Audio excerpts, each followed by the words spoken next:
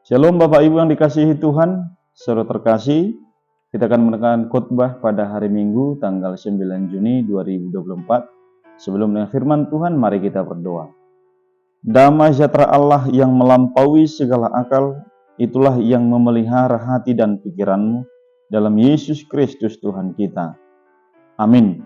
Firman Tuhan nas khotbah untuk Minggu hari ini yang tertulis dalam kitab 1 Samuel pasal 8 ayat 4 sampai ayat 11. Saya akan membacakan firman Tuhan bagi kita semuanya. Sebab itu berkumpullah semua tua-tua Israel, mereka datang kepada Samuel di Rama dan berkata kepadanya, "Engkau sudah tua dan anak-anakmu tidak hidup seperti engkau.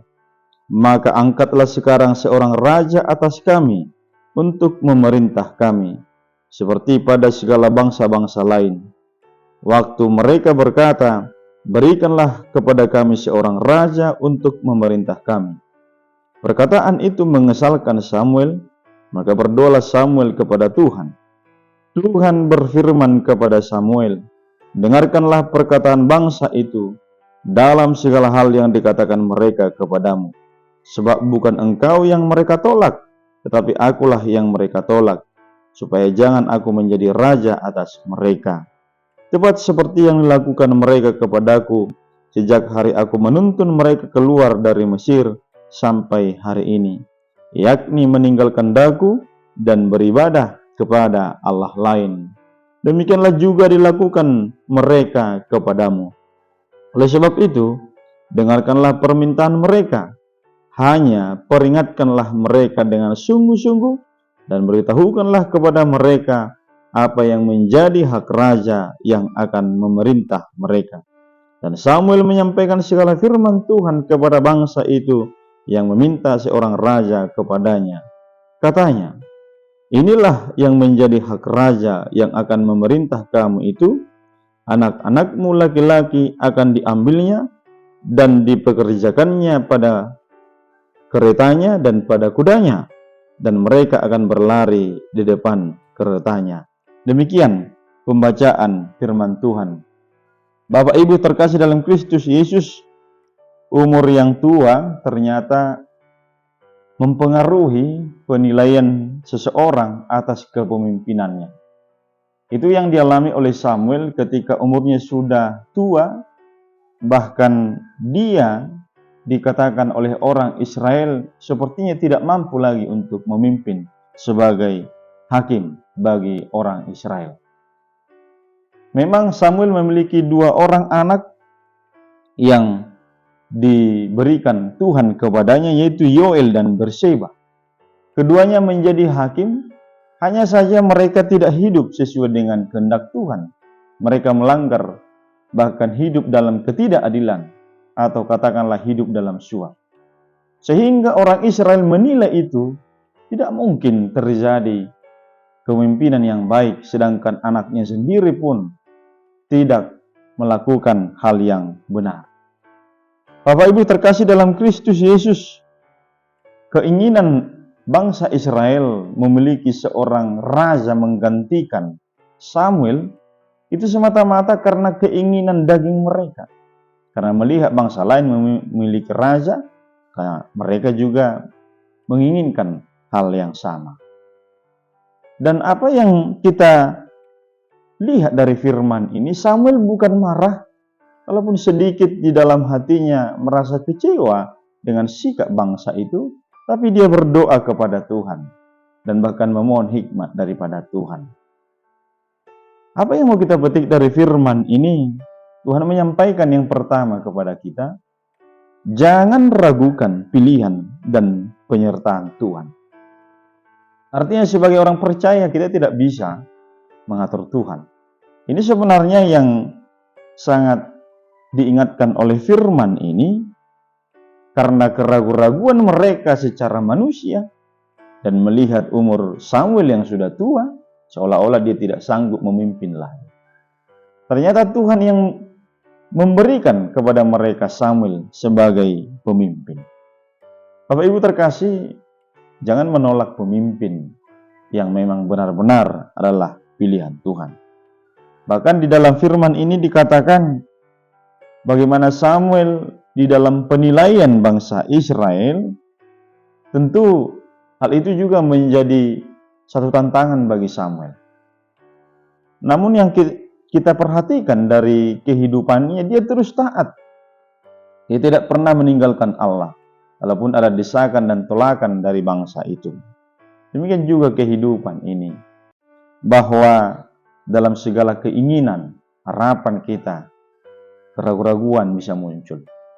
Bahkan ketidakyakinan akan kuasa Allah. Bapak Ibu terkasih, sungguh indah firman ini, bahwa siapapun di antara kita yang meyakini bahwa pemberian dan pilihan Tuhan adalah yang terbaik, maka tidak akan ada sungut-sungut.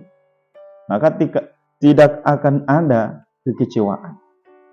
Ini pasti di dalam kehidupan kita, setiap pribadi yang mempercayai kuasa Tuhan, maka dia tidak ragu-ragu dan segala sesuatu yang dia hadapi. Yang kedua dari firman ini, di dalam Tuhan ada kekuatan. Ternyata seorang pemimpin itu tidaklah mudah. Itu yang dialami oleh Samuel. Mungkin juga bagi kita para orang tua, bahkan juga bagi kita yang diberi tanggung jawab sebagai pemimpin, baik pimpinan gereja atau pimpinan suatu usaha atau perusahaan dan yang lain. Tidak mudah. Ini juga yang dialami oleh Samuel. Banyak permintaan umat itu kepadanya. Berikan kami raja, berikan kami pemimpin yang menggantikan engkau. Desakan itu terus. Namun, di dalam keyakinan Samuel, dalam Tuhan ada kekuatan. Seperti itu juga hidup kita. Banyak desakan, banyak permintaan. Baik sebagai orang tua, ada banyak permintaan dari anak-anak. Hanya saja, kadang di tengah keterbatasan kita, seringkali membuat kita untuk menjalani hidup ini punya kecemasan. Tuhan menginginkan, jangan abaikan pertolongan Tuhan. Jangan abaikan penyertaan Tuhan. Yang pasti seperti Samuel, dia tidak ditinggalkan. Dia dikuatkan, bahkan Allah memberikan yang terbaik bagi bangsa Israel, yaitu satu raja. Bahkan Samuel mengurapinya, yaitu Raja Saul. Bapak Ibu yang dikasihi Tuhan, apapun pergumulan kita harus ingat, dalam tanggung jawab kita, dalam Dia ada kekuatan. Yang terakhir dari firman ini, Tuhan Maha Tahu, maka Dia berikan yang terbaik. Di dalam keinginan bangsa itu semata-mata Tuhan mengingatkan dan menegur, jangan sampai bangsa itu jatuh kepada kejahatan sehingga mereka menyembah Allah lain. Itu yang diingatkan oleh Allah. Maka kalau kita perhatikan di sini, dalam kemahatauan Allah, Dia berikan kepada bangsa itu sesuatu yang, katakanlah, yang bisa memimpin mereka atau mengayomi mereka. Artinya, dalam kehidupan kita jangan putus asa, jangan hilang harapan. Dia tahu yang terbaik. Bahkan dalam ayat ini dikatakan, Samuel berdoa dan memohon hikmah. Berarti dia mengandalkan Tuhan. Dia mengandalkan pertolongan Tuhan. Ini sebenarnya keyakinan kita, bahwa apapun yang sedang kita hadapi sekarang, Dia tahu yang terbaik untuk keluarga kita. Dia tahu yang terbaik untuk gereja kita. Dia tahu yang terbaik bagi para hambanya. Dia tahu yang terbaik bagi para orang tua dan juga anak-anak kita. Jangan pernah putus asa, tapi jangan paksakan kehendak diri kita yang terjadi. Tapi mohonkanlah, biarlah kehendak Allah yang terjadi. Tuhan menguatkan kita. Amin, kita berdoa. Terima kasih Bapa di sorga, atas firman-Mu yang menguatkan kami. Kiranya kami dapat melakukan firman-Mu. Berkati kami semuanya, berkati hamba-Mu juga. Hanya dalam Yesus Kristus kami berdoa. Amin. Shalom Bapak Ibu, selamat hari Minggu, Tuhan memberkati kita.